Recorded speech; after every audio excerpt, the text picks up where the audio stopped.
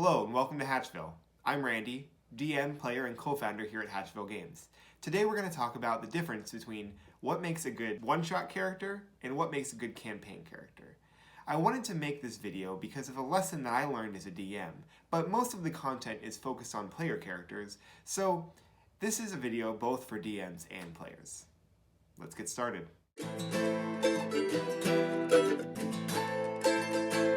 What makes a good character? That is a hard question to answer, and it could be debated until the end of time. But in order to answer that question, I think we first need to ask whether we're talking about a one-shot character or a campaign character, because the two are very different. One-shot characters tend to be a lot more flashy. They're about the bang, the one-liner, the goofy actions, and silly mannerisms. What makes a good one-shot character probably won't make a good campaign character. I've recently watched Critical Role's The Adventures of the Darrington Brigade, and what a cast of characters. There are a lot of lessons we can learn. The first and most simple is have a funny name. Having a funny name is great for a one-shot character because it makes you laugh when you say it, but you're not stuck with it for months or even years of play. Travis's character, Macaroni Samsonite, is just fun. Another tip is to have a funny voice. Marisha's character, Hazel, spoke like an old-timey radio announcer and added extra syllables to her words, which was interesting and funny. She also had what I would call a shtick. She was a bard with a one-man band. Over a long campaign, that would be annoying, but with a one-shot, it's funny to see her clanking around with cymbals on her back and popping a wax cylinder into a player to cast a spell. Another character that I would say definitely has a shtick is Talison's the Owlbear. He's basically a Lego Batman crime-fighting version who's focused on the hunting abilities of the owl and the ferocity of the bear. Now this character is a lot of fun because you don't know what's going to come out of his mouth, but he's focused on a very specific character. Of course, doing these things doesn't necessarily mean that you're going to have a great one-shot character. It really depends on your group and the content of the one-shot. You could do all of them and it would be way too much, or you can do none of them and still have a great character. It all depends on the group, your playstyle, and the content of the evening. Another thing to think about are your character's goals. There's not a lot of time for character arc in a one-shot, but that doesn't mean you can't have complex goals. Generally, the goals that a one-shot character has are one-dimensional.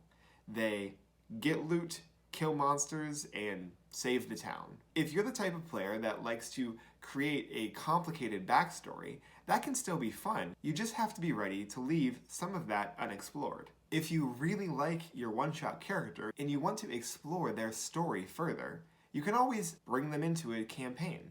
That's what Laura did with Jester. Now we can ask ourselves, what makes a good campaign character? I think a good campaign character is intriguing. They're about the slow burn, discovering who the character is over time, and who they're becoming. These characters tend to be more three-dimensional and have three-dimensional goals.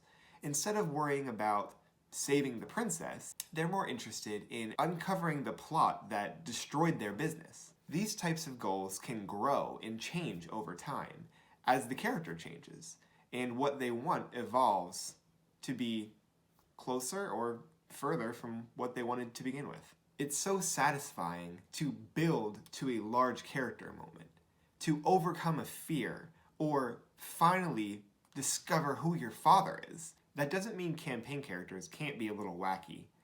Look at Scanlan. He always had a card up his sleeve, or a funny joke, a witty remark, but he also knew when to sit back and let the rest of the party have their turn. And that's just good advice for anyone. I think the reason a good one-shot character is so crazy is because you have to front-load all of that wackiness into a short period of time. In a campaign, you can stretch all of those interesting moments out into weeks, months, and even years of play. Something that's good for both one-shot and campaign characters is to know the content. If you want to play a wacky character but your DM is running a horror campaign, you're not going to have a good time. Your character isn't going to feel memorable because they're not going to feel like they fit with the world.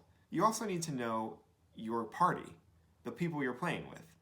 If your character meshes well with the party, you're going to build off of each other and have great character moments. Now, I want to talk to the DMs for a moment.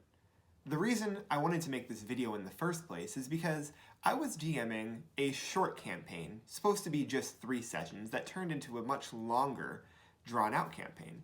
And I had some players who had one-shot characters that didn't work well for a campaign. Some of my players weren't having fun, and I could tell, but I didn't know why. And the reason is they were playing one-shot characters in a campaign. If you find yourself in this situation, be aware that some of your players might not even realizing they're not having a good time. There are a couple solutions that you can enact. 1, always be open to change. Allow your player to restructure their character however they want. Boots was always a bard. And 2, allow them to create a new character entirely. It doesn't matter if you have to kill off the current character or just find a convenient way for them to leave the party. If your player's not happy with the character they're playing, they're not going to have a good time. Well, I hope this was helpful, or at least interesting. I know I really enjoyed thinking about the difference between campaign and one-shot characters. Until next time, rest in peace.